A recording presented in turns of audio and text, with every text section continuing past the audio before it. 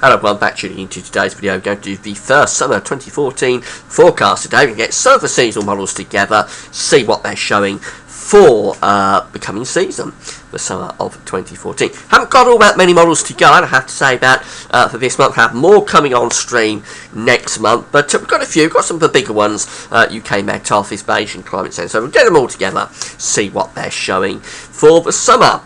Now, before I get on with the video, a few things I've got to say. First of all, the advertising. There's video ads to my pages at GazWeatherVids.com. If you press play on the video ad, you'll be supporting GazWeatherVids.com. Thanks so much for doing that. Don't necessarily have to sit and watch the whole thing all the way through. But if you press play and see what the ad's about, you will be helping to support GazWeatherVids. Thanks so much for doing that.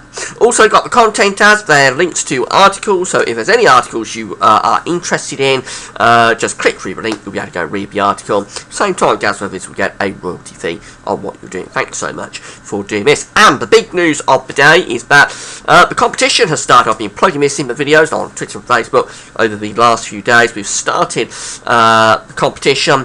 It's to win a rain gauge, a fantastic rain gauge, actually worth £25. GazWeatherVids.com has teamed up with MetCheck Instrumentation, and we're supplying this rain gauge to the lucky winner. What you're going to have to do, it's very simple. You just email your name and address to GazWeatherVids@gmail.com.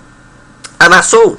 You'll go into a prize draw. Next Sunday, I'll be drawing out a winner from a prize draw. I'm drawing out at random in a video at 7 o'clock next Sunday, the 30th of March. So, if you want to know more about the competition, go to this page. I'm on it just now.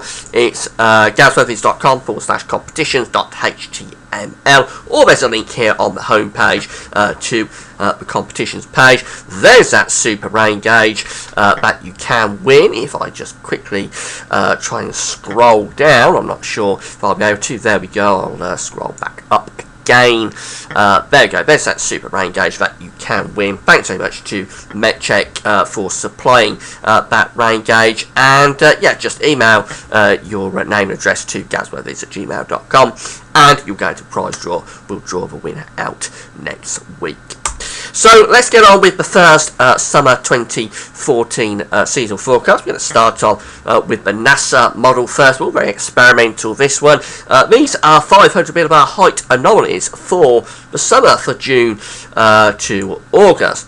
So I'm just going to quickly highlight where the British Isles is, because it's not necessarily that easy to make it out on these charts. We're just over here, as we are on most of the long-range charts. Actually, we're over in the far right-hand corner as you're looking at it.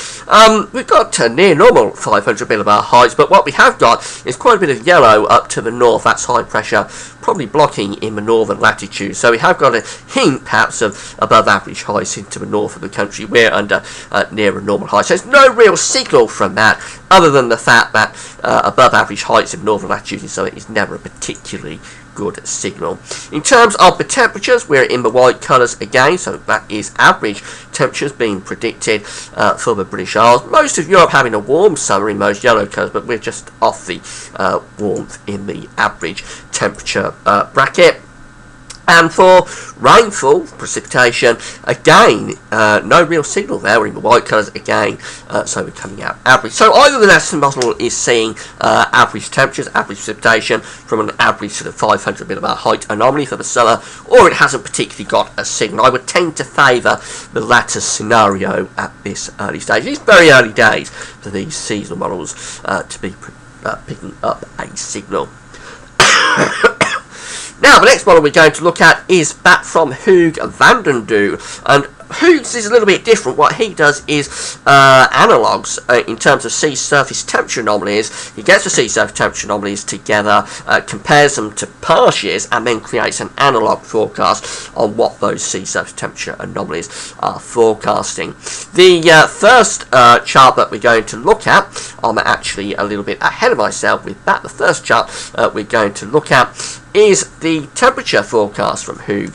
No, we're not going to look at the 500 millibar height anomaly forecast from Hugues. Getting in a bit of a mix up there. British Isles again is over here, and we're in the white colours, so we've got average 500 millibar heights, although there is blue to the west. I've got a trough of low pressure sitting to the west. I've got a ridge of high pressure sitting up to the northeast. So what you could get from that actually is maybe quite warmish sort of southerly winds with the trough to the west, the ridge to the east. That perhaps isn't too bad. It would depend which has the ascendancy, really. If it's the trough in the Atlantic, obviously not going to be that good as summer. If it's the ridge over Scandinavia, it's going to be pretty good. And if they're just backing it out with the summer, that poses the chance of quite a lot of warm, sort of southerly, southeasterly winds with risk of thundery breakdowns.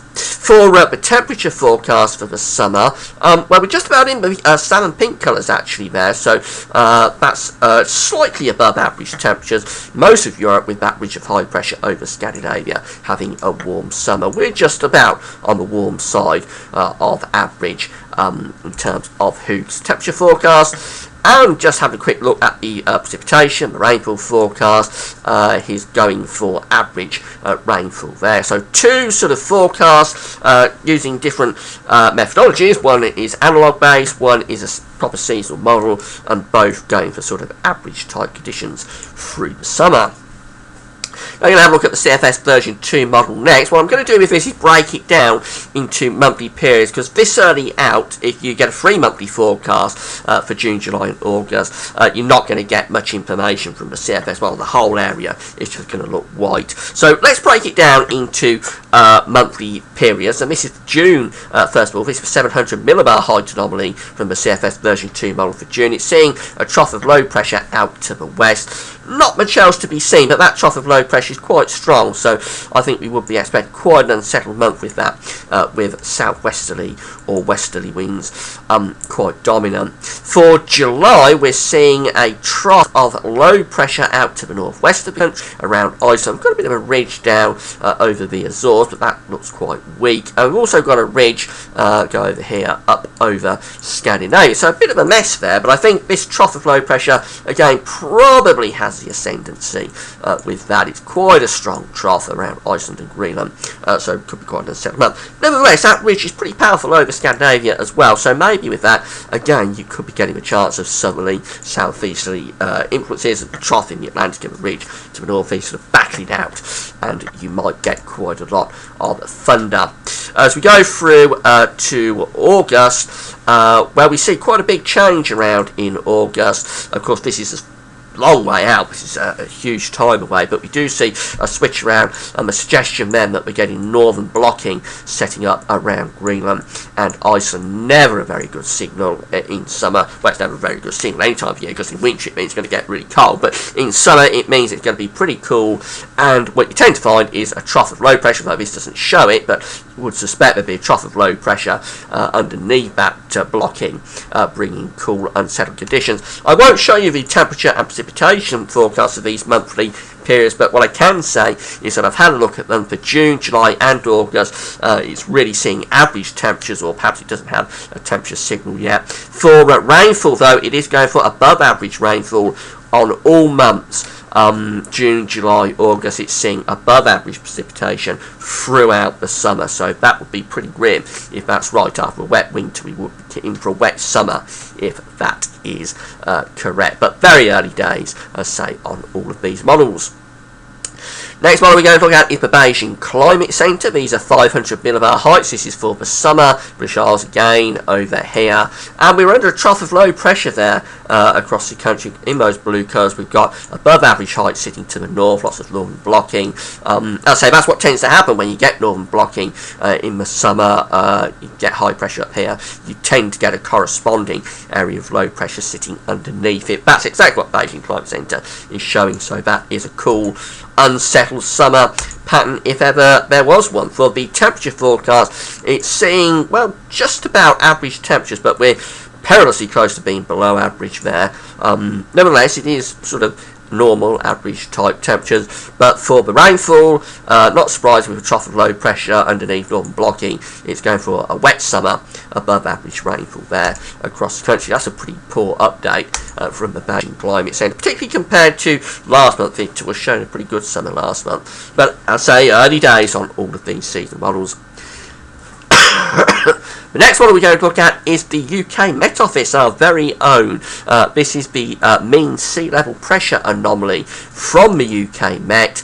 And it's seeing the green colours there across the country and to the northeast, so that's low pressure or a trough of below average heights seen to the east and the northeast. Sort of average heights out in the Atlantic, so hard to decipher what's going on there. Not much sign of high pressure though out in the Atlantic. That's a pretty grim sort of anomaly, because you would, with that low pressure to the east and probably some sort of high pressure out to the west, you will probably tend to favour sort of a lot of northerly, maybe northeasterly influences with that. So that's not a very good anomaly from the UK Met for the summer. The temperature forecast, we're in those green colours. That's below average temperatures being predicted there by the UK Met Office model for the summer. Not desperately cold, but certainly coming out cooler than the average. And for precipitation, it's seeing it's seeing average to slightly above average. There we're in sort of the beige colours across most of the country, so that's near normal sort of precipitation to very slightly above average out to the east. But you have to say that isn't a particularly inspiring anomaly from the UK Met. So pretty downbeat sort of update this one. Most of the models that we've been looking at are either just normal or they're on the poor side. But we have got one more to look at. If you want a hot summer, don't despair too much, because here we go. We've got the Jamstack IOD here. This is the temperature forecast for the summer, and look at that. We're in those. We're in the salmon colours. That's above average temperatures being predicted by Jamstack IOD for the summer. A nice warm summer on the way, if that's correct, as is most of Europe. What about the rainfall? We're in the beige colours there, or I should say the sandy colours. So that is below average rainfall.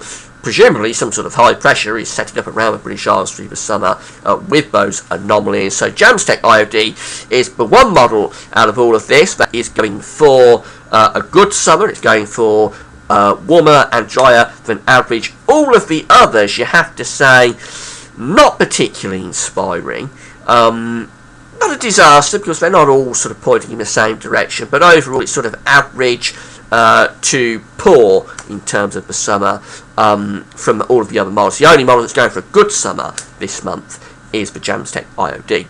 Now, very early days on all of this, so don't despair if you want a good summer. It's so far away. I've got 2 more updates to go in April and May. We'll also have many more models coming along as well. Next month we have the Brazilian model, we have the Japanese coming on soon, the Korean model as well. So don't despair if you're concerned about our summer prospects. Of course, last year none of the models really picked up on the hot summer, so this is all very experimental. It's for fun, it's for enjoyment purposes. For chance are there, so might as well use them. But don't despair, whatever you do, if you want a good summer. That's it for now. Go and have a look at the competition. Do enter it, dancewiththevids@gmail.com with your name and address if you would like to enter the competition.